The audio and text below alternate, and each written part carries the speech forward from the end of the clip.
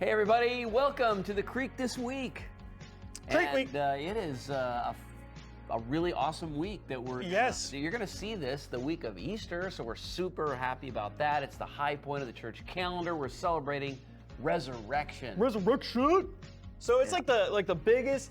It's like our Super Bowl, man. It like is our the Super big Bowl. thing, and so we decided to get 225 new items, right, Rick? 225 new items just to prepare the church space for this incredible experience. Environment. So, 225. What on earth could a church need 225 of, Alex? Dude, my butt hurts right now. Mine too. I wish I had a chair that was maybe cushiony. A nice chair. Like That a is nice right. chair. Yes. Okay, it's chairs. It's All chairs, it's chairs. The year-end project has come to fruition, and we have bought the chairs, and they are have been in the delivered. I'm building. looking at them right now. Alex. We had an amazing crew that came by and just A bunch of hustled volunteers that got them out of a big truck, and they are there and ready to be sat in. sat in.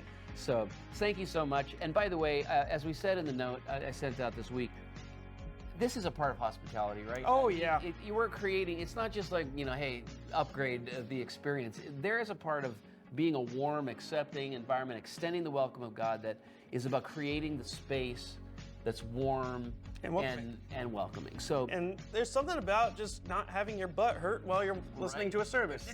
there's something about that, yeah, to care enough to provide those, not just for you, but for all of our friends, right? And we hope guests. that you're inviting friends to Easter. You're thinking about it right now, like you're saying, who has God put in my life that they may be far from God, spiritual, not religious, but they might give Jesus another hearing, right? If they could come into an environment where we're going to treat them right, we're not going to make them feel weird or awkward. They get to sit in nice chairs, and there will be a message that they might just be surprised how relevant it is, and the Holy Spirit might just grab hold of their hearts. So that would be cool. Yeah, like the two main reasons for the year-end project were one, I fell through a chair, and two, It's true. this is true. It is a true statement. Documentary, actually.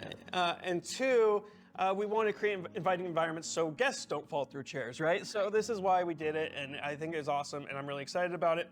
But Rick, what is Easter going to look like? Yeah, so we have a really cool thing going on for, we're talking about the service itself? Yeah, Okay, service so, itself.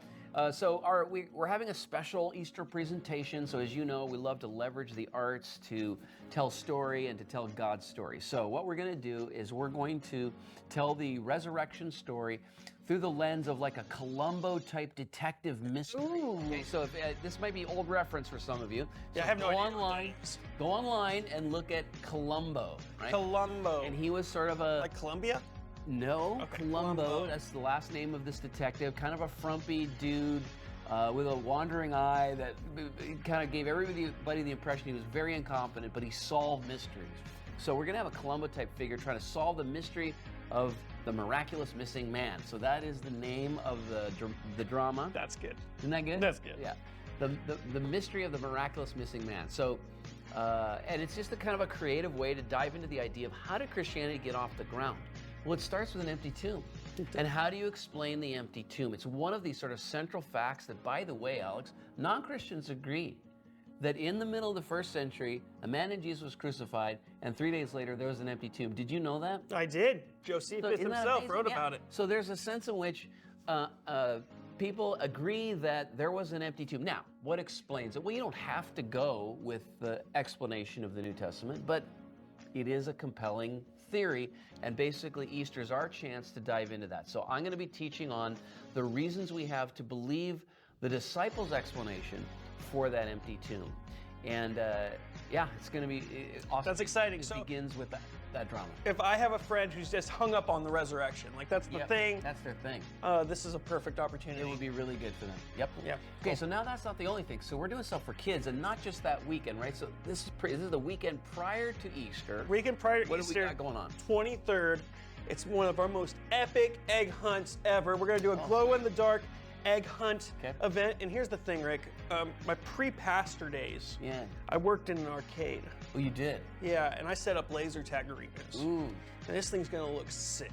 Okay. It's gonna be like glow in the dark. We got some glow in the dark eggs.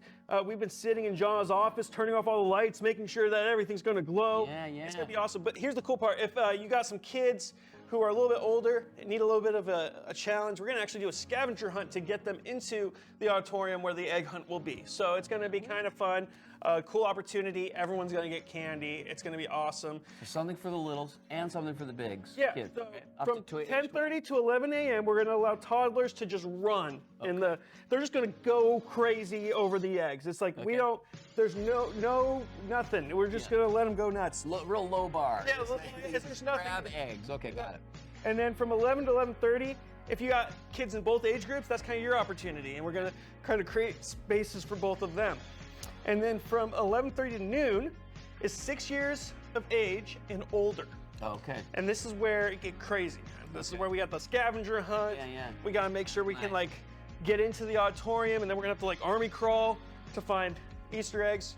Yes, we don't celebrate paganism, but we do enjoy a good time, and we like to have fun, and we believe that church can be fun. Yeah, Rick, that's it's crazy. It can, right?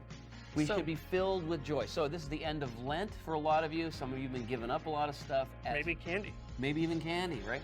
As a marker of, our mortality and our fallenness. And so we come to resurrection as this incredible moment of hope that says to all of us who recognize our mortality and our sinfulness that God has made a means of grace, and Jesus explodes out of the tomb and brings the world this hope that there's a power for living, a power for forgiveness, and a power for hope beyond this life that could speak to someone like you, or maybe someone like your neighbor, right? Yeah, which is such a joyous occasion. Yeah. So, cool thing about this egg hunt, we got a lot of people who signed up already who don't go to our church. So, it's just really, really cool. So, invite your friends.